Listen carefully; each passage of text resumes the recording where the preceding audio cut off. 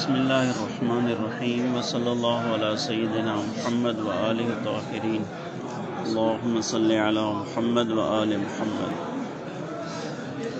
अल फस्लु सालिसु हुक्मुल माइल कलील। हिन फसल में से असांखे पहिरियां या कलील पानी के बारे में असांखे मालूम हुजणु घुरिजे त कलील पानी जेको आहे उहो ताहिरुन व मुतहिरुन, पाण भी पाक आहे ऐं पाक करण की सलाहियत भी रखे थो। ऐं इहा ॻाल्हि भी असांखे मालूम आहे त माना कलील पानी निजासत के मिलण सां ही नजिस थी वेंदो आहे, चाहे रंग बु ज़ाइको तब्दील थिए या चाहे रंग बु ज़ाइको तब्दील न थिए। ठीक आहे, इहे ॿ ॻाल्हियूं हिते जेके साईं अॼु अहम मसला बयान करे थो उन्हनि में से ॿ निजासतनि जो ज़िक्र कयो आहे। हिकिड़ी आहे हदस ऐं ॿी आहे ख़बस। हदस माना मानवी निजासत, अंदरूनी बातनी निजासत, ऐं ख़बस माना ज़ाहिरी निजासत। वो हदस जा ॿ क़िस्म आहिनि। उहा निजासत जंहिंजे ज़रिए सां इंसान के वुज़ू करणो पवे या जंहिं निजासत के वुज़ू दूर करे उनके हदस असगर चइबो आहे। ठीक है, ऐं जंहिं निजासत के गुस्ल दूर करे उनके हदस अकबर चइबो आहे। मिसाल जी निंड आहे, इंसान जी निंड कई, हाणे निंड करण सां इंसान में हदस असगर पैदा थी वियो। हाणे हिन हदस असगर के रफ़ा केरु कंदो? वुज़ू कंदो। वुज़ू कई, हदस असगर रफ़ा थी वियो। जेसीं वञी करे वरी मिसाल जेको आहे री ख़ारिज थी या बेहोशी थी या ॿिया जेके आहे नवाक़िज़ वुज़ू आहिनि। अहिड़े तरीक़े सां अगर का शख़्स का मैयत के हथ लाथो तो गुस्ल मस मैयत वाजिब थी वियो। हाणे इन में हदस असगर अची वियो माना। या अगर का शख़्स जेको आहे तो गुस्ल जनाबत पइजी वियो तो उन ते हदस अकबर अची वियो। हाणे इन्हनि हदस अकबर के रफ़ा केरु कंदो? गुस्ल कंदो। ठीक आहे, हदस असगर के वुज़ू रफ़ा कंदो आहे ऐं हदस अकबर जो राफ़े गुस्ल आहे। इहा ॻाल्हि माना वाज़े ॻाल्हि आहे। हाणे हिते साईं छा सम्झाइनि था असांखे? हिते साईं असांखे इहो सम्झाइनि था त अगरि कंहिं माण्हू वुज़ू कयो कलील पाणी सां, असां बस कलील पाणी सां, कलील पाणी सां हिकिड़े माण्हू वुज़ू कयो या हिकिड़े माण्हू कलील पाणी सां गुस्ल कयो, चाहे गुस्ल जनाबत हुजे, गुस्ल हैज़ हुजे, कहिड़ो बि गुस्ल हुजे। ऐं फ़र्ज़ु असांजो इहो आहे त जेॾी महिल इंसानु वुज़ू करे थो त माना हुनजा उज़वा पाक आहिनि, छो जो वुज़ू थींदो ई तॾहिं जॾहिं उज़वा पाक हुजनि। ऐं अहिड़ी तरीक़े सां अगरि माण्हू कलील पाणी सां गुस्ल करे थो त फ़र्ज़ु इहो आहे त हुनजा उज़वा पाक आहिनि, माना पहिरियां उज़वा पाक कया अथई, हाणे कलील पाणी सां हिन गुस्ल कयो आहे। हाणे साईं फरमाईंदा त उहो माण्हू जेको कलील पाणी सां वुज़ू करे थो, हाणे इहो जेको वुज़ू आहे इहो वुज़ू राफ़े हदस असगर आहे। या जेको माण्हू कलील पाणी सां गुस्ल करे थो इहो गुस्ल चाहे राफ़े हदस अकबर आहे। हाणे इहो जेको पाणी गुस्ल करण खां बाद में अॻिते वही वियो, इनखे असां छा चवंदासीं पंहिंजी ज़बान में? धोप। या वुज़ू करण खां बाद में पाणी जेको वही वियो, बिलफ़र्ज़ अहिड़ी जॻह आहे जो जीअं मिसाल अॼुकल्ह यूरोप में कोशिशि घणी कनि था त पाणी स्टोरेज कनि, माना पाणी ज़ाया न थिए। हाणे असुल मसइलो साईं इहो ॿुधाइणु चाहिनि था त अगरि इहो जा माण्हू वुज़ू कयो, हिकिड़े माण्हू कयो या 50 माण्हू वुज़ू कयो, उन मस्जिद में अहिड़ो तरीक़ो रखियो अथनि इहो साॻियो पाणी फ्री थो अचे। वरी आया इन साॻे पाणी सां जंहिं पाणी सां वुज़ू कयो वियो आहे, ठीक आहे, यानी वुज़ू जो धोप, आया इन पाणी सां वरी वुज़ू करे सघिजे थो या वरी वुज़ू नथो करे सघिजे। असुल इहो मसइलो सम्झो। ऐं अहिड़े तरीक़े सां गुस्ल वारो धोप माना। हाणे हिते तव्हां उहो निजासत वारी ॻाल्हि जे दरमियान में न आणिजो, छो जो अगरि फ़र्ज़ु असांजो इहो आहे त निजासत बि कान्हे, छो निजासत हूंदी पाणी नजिस थी वेंदो माना, छो जो कलील पाणी आहे, निजासत जे मिलण सां ई नजिस थी वेंदो। त जीअं वुज़ू जे धोप सां ॿियो वुज़ू इंसानु करे सघे थो या नथो करे सघे, इहो सुवालु आहे। ऐं अहिड़े तरीक़े सां गुस्ल जे धोप सां, जहिड़ो बि गुस्ल हुजे, उन जे धोप सां इंसानु ॿियो गुस्ल करे सघे थो या ॿियो गुस्ल नथो करे सघे, या उन सां इंसानु वुज़ू करे सघे थो या नथो वुज़ू करे सघे। इहे ॿ मसइला साईं हिते जो बयानु करे थो। इहा इबारत पढ़ो, इबारत में इंशाअल्लाह साईं पतो आहे।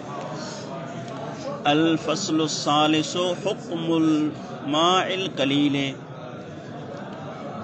कलील पानी जो हुकुम अल माउल कलीलो पहिरियां से हाणे कलील पानी जी मन सलाहियत ॿुधाइनि था त कलील पानी में पाक करण जी केतिरी सलाहियत आहे।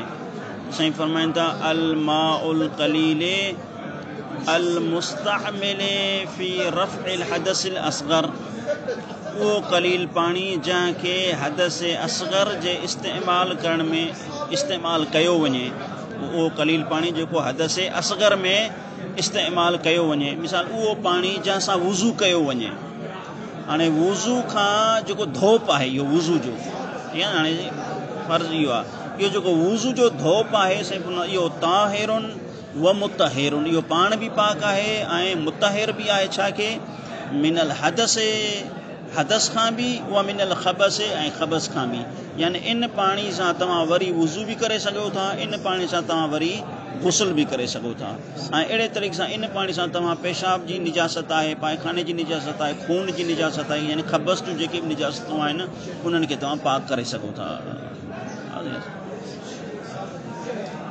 यानी उहो धोप जेको इंसान वुज़ू करण खां बाद में थियो आहे, इन धोप सां इंसान वरी हदस जी निजासत दूर करे सघे थो, यानी वुज़ू ऐं गुस्ल भी करे सघे थो, ऐं ख़बस जी निजासत भी दूर करे सघे थो, यानी कपिड़ो नजिस आहे या जिस्म वग़ैरह को नजिस आहे उनखे भी पाक करे सघे थो। जीअं हदस जा असां ॿ क़िस्म कया आहिनि, हदस असगर ऐं हदस अकबर। आया ईअं ख़बस जा भी क़िस्म आहिनि या न?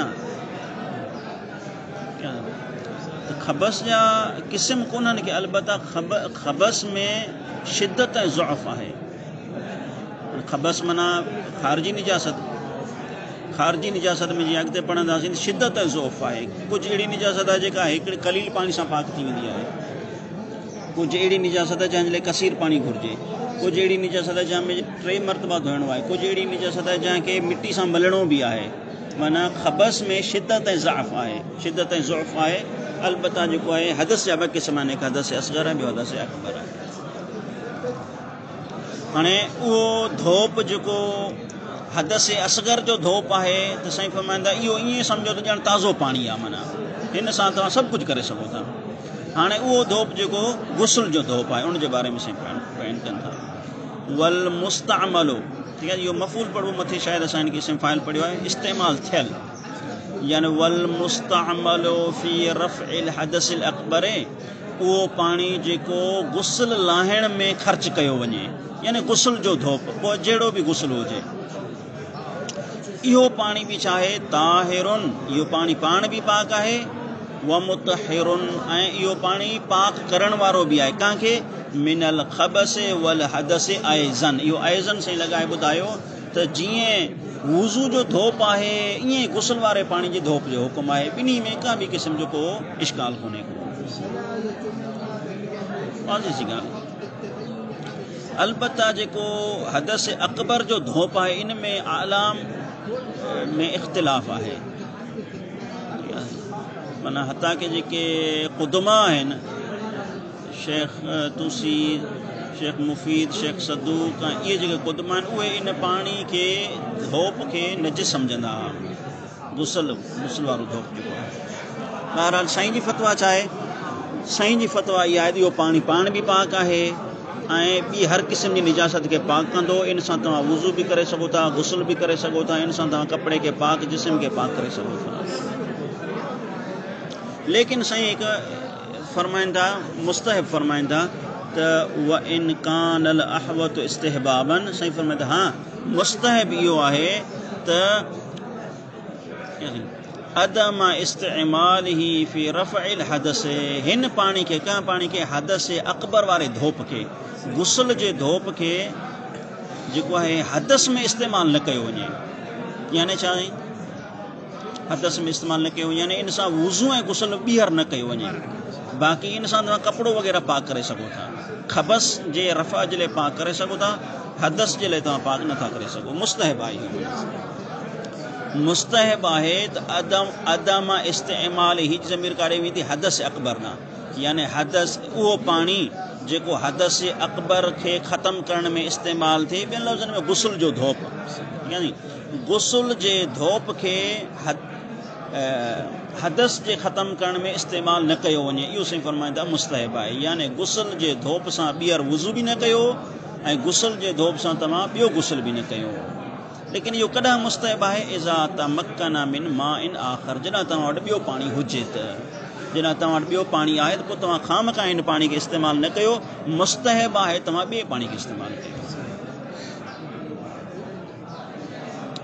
उहा इल्ला या इल्ला जेका आहे इस्तिस्ना आहे, यानी इज़ा तमक्कन खां, यानी इज़ा अदम तमक्कुन, जॾहिं ॿियो पाणी न हुजे त साईं फरमाईंदा ॿियो पाणी न हुजे त मुस्तहब ते अगरि तव्हां अमल करणु चाहियो था त पोइ उनजो इहो तरीक़ो आहे त जुमिअ बैनल गुस्ल बिही, बिही जी ज़मीर हिते मिलायोसि, माना त इन पाणी सां गुस्ल करणु ऐं वुज़ू खे गॾु कयो, या उन पाणी सां वुज़ू करणु ऐं तयम्मुम खे गॾु कयो।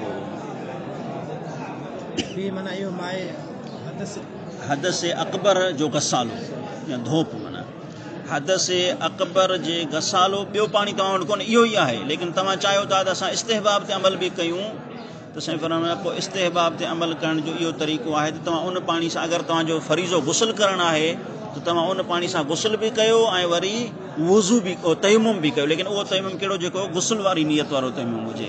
ऐं अहिड़े तरीक़े सां तव्हां, अगरि तव्हांजो फरीज़ो वुज़ू करणु आहे त तव्हां उन पाणी सां वुज़ू बि कयो ऐं वरी तयम्मुम बि कयो, जेको बदलन अनिल वुज़ू हुजे। हा, गुस्ल जे लाइ इहो यानी इस्तेहबाबी, सॼी जेका फतवा हुई छा हुई, इस्तेहबाबी फतवा हुई, आहे न साईं, वाज़े थी ॻाल्हि साईं।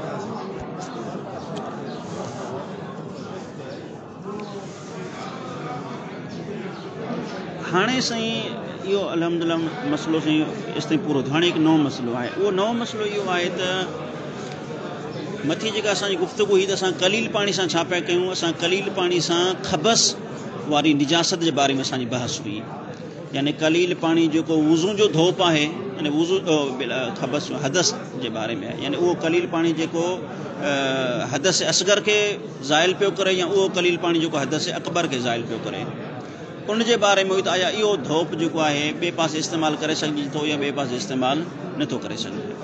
हाणे असांजो बहस इहा आहे त साईं फरमाईंदा उहो कलील पाणी जेको खबस में इस्तेमालु कयो वञे, छा निजासत आहे, ठीकु आहे, पेशाब जी निजासत आहे या पायखाने जी निजासत आहे या रत जी निजासत आहे। हाणे हिन निजासत खे असां पाक कयूं था असां कलील पाणी सां। हाणे कलील पाणी सां पाक करण खां इहो जेको धोप निकिरंदो, इन धोप जो छा हुकुम आहे? मथियों कलील पाणी जो कहिड़ो धोप हुयो, जेको हदस जो धोप हुयो, चाहे हदस असगर हुजे या हदस अकबर हुजे। असां चई साईं जी फतवा कुली तौर इहा हुई त माना उहे हदस जो धोप ॿई पाक आहिनि, चाहे हदस असगर जो धोप हुजे मुताहिरुन ताहिरुन मुताहिरुन, हदस अकबर जो धोप हुजे ताहिरुन मुताहिरुन, पर हदस अकबर में साईं थोरो इस्तेहबाब ॿुधायो।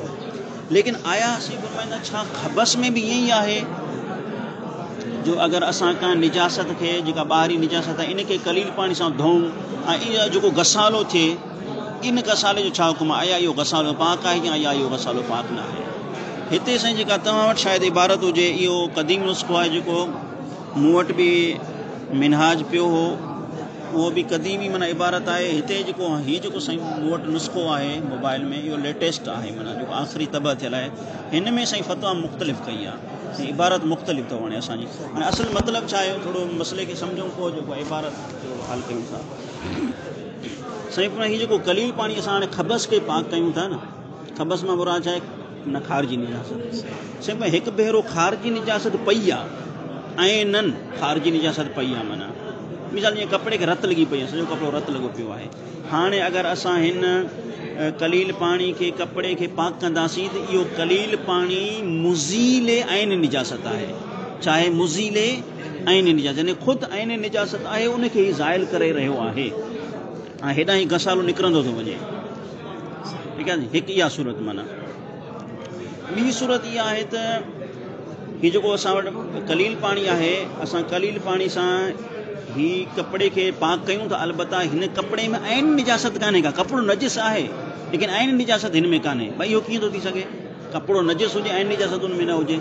ईअं मसइला हिन ते जेको आहे तव्हां जानवर पायखानो कयो, अहिड़ो जेको हराम जानवर, ठीक आहे पायखानो कयो 2 ॾींहंनि खां पोइ पायखानो ख़ुश्क थी वियो हाणे असां पायखाने खे मथे काठी सां ख़तमु करे छॾियूं हाणे आइन निजात ख़तमु थी वई न लेकिन उहो महल छा आहे नजिस आहे ठीक आहे हाणे हीअ जेको असां हाणे कलील पाणी सां पाक कयूं था इहो मुज़ील आइन निजासत न आहे इहो सिर्फ़ु पाक करण जे लाइ अमलियत तहारत जे लाइ असां इन कलील पाणी खे इस्तेमालु कयूं था त हाणे साईं फरमाईंदा हीअ जेके 2 माना धोप थी विया ऐं इन्हनि 2 धोपनि में फ़र्क़ु आहे या 2 धोपनि में फ़र्क़ु न आहे न हिकु कलील पाणी उहो जंहिंसां जेको मुज़ील ऐं निजासत आहे ऐं ॿियो कलील पाणी उहो जेको मुतहिरे निजासत आहे मुज़ील ऐं निजासत कान्हे का हिते ऐं निजासत ख़तमु थी वई आहे आया इन्हनि 2 धोपनि में फ़र्क़ु आहे या इन्हनि 2 धोपनि में फ़र्क़ु कोन्हे को हिते वरी हिकु साईं जेको आहे ॿी बयानु कई आहे उहा इहा त हीअ जेको कलील पाणी इस्तेमालु कजे थो चाहे मुज़ील ऐं निजासत हुजे या मुज़ील ऐं निजासत न हुजे बल्कि मुतहिरे निजासत हुजे चाहे इहो पाण खां बाद में उन महल खे पाक करे या महल खे पाक न करे हिकु भेरो ईअं आहे जो ऐं निजासत असां वटि कलील पाणी एतिरो आहे मिसाल बाटल ई आहे कलील पाणी ठीक आहे नी कलील पाणी 384 लीटरनि खां घटि जेको आहे उहो कलील पाणी आहे माना टांकी आहे 100 लीटर जी टांकी पई हाणे कलील पाणी आहे हाणे उन कलील पाणी सां असां हिन ऐन निजासत खे ज़ाइल कयूं था लेकिन इहो कर धोई धोई धोई धोई जंहिंजो छा थी वियो हीउ महल पाक थी वियो माना महल पाक थी वियो हाणे हीउ जेको पोयों सॼो घसालो थी वियो हाणे इन जो हुकुम छा बयानु आहे हिकु इहा सूरत ॿी सूरत इहा आहे त कलील पाणी आहे न उहो कलील पाणी अहिड़ो आहे जो असां निजासत खे धोऊं था लेकिन कलील पाणी एतिरो आहे जो हीअ अञा महल पाक नथो थिए निजासत ज़ाइल थींदी वई लेकिन महल अञा बाक़ी रहिजी वियो त हिकिड़ो माना उहो कलील पाणी आहे मुस्तअमल यानी माउल कलीलुल मुस्तअमल अल मुअक्किब ले महल तहारत जेको महल तहारत खे पाण खां बाद में उन जगह के पाक करे थो ॿी आहे जेको पंहिंजे पाण खां बाद में उन जगह खे पाक नथो करे यानी कलील पाणी उहो थोरो असां कोशिशि कई लेकिन अञा महल पाक थियण खां रहिजी वियो त हाणे इहे जेके घसाला थिया इन्हनि घसालनि जो छा इहो सॼो हाणे कुली आहे सॼो मसइलो हाणे हिनखे इबारत में साईं कहिड़ा नुक़्ता बयानु कया आहिनि थोरो इंतिक़ाद कजोसि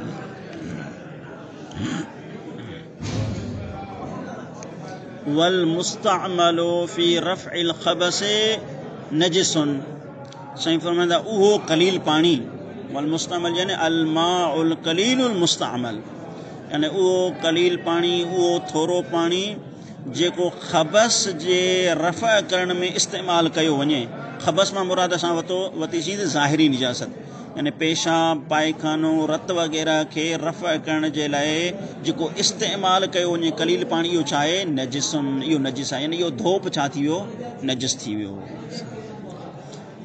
नअम यानी इतां इबारत मुख़्तलिफ़ आहिनि साॻी आहे हीअ ॾिसो हिते इबारत में नअम हाणे हीअ जेको कलील पाणी जो धोप आहे इहो नजिस आहे रफ़े ख़बस जो धोप नजिस आहे नअम निजासतुहु फिल ग़स्लति ग़ैरिल मुज़ीलति लिअैन निजासति मबनियतुन अलल एहतियात लुज़ूमी साईं फरमाइनि था हाणे हीअ जेको धोप आहे न हिकु उहो धोप आहे जेकी मां तव्हांखे चयो त माना जेको ऐन निजासत खे ज़ाइल करे थो ॿियो उहो धोप आहे जेको ऐन निजासत कान्हे का उते लेकिन उन महल खे पाक करे थो हाणे साईं उन घसाल जी ॻाल्हि करे थो नअम निजासतु यानी हिन माए कलील जो नजिस हुजणु जेको धोप आहे इहो एहतियात लाज़िम जी बिना ते नजिस आहे कॾहिं फिल ग़स्लति ग़ैरिल मुज़ीलति जॾहिं तव्हां इन कलील पाणी सां ऐन निजासत खे ज़ाइल कयो बिला फिल ग़स्लति ग़ैरिल मुज़ीलति यानी जॾहिं तव्हां हिन जे ज़रिए सां उन जॻह खे धो लेकिन हुते ऐन निजासत खे ज़ाइल नथो करे चवंदो हुते ऐन निजासत कान्हे का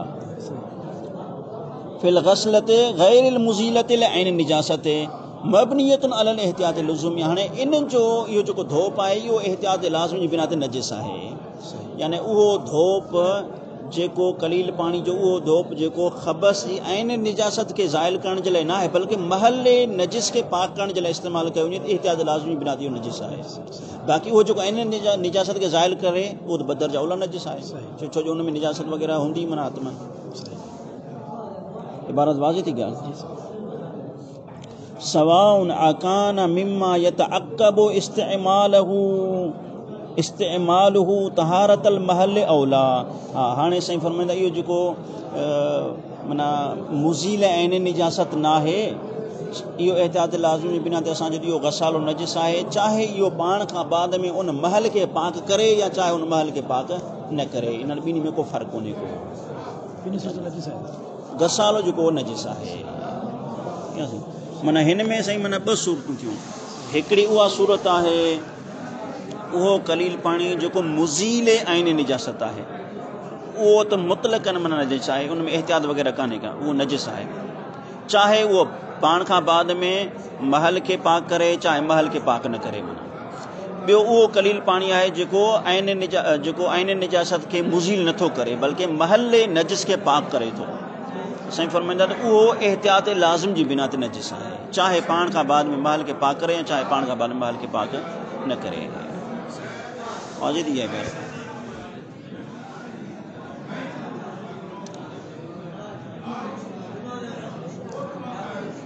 हाणे हीउ मसइलो जेको असीं अॼुकल्ह ऐं क़दीम ज़माने खां वठी फ़ुक़हा जे दरमियान में इख़्तिलाफ़ी मसइलो आहे। हाणे इन ज़मीन में जेका असां ज़िक्र कयोसीं त जेको रफ़े ख़बस में पाणी इस्तेमालु कयो वञे, धोप इस्तेमालु कयो वञे, उहो नजिस आहे, नजिस थी वियो न। माना ठीकु आहे नी।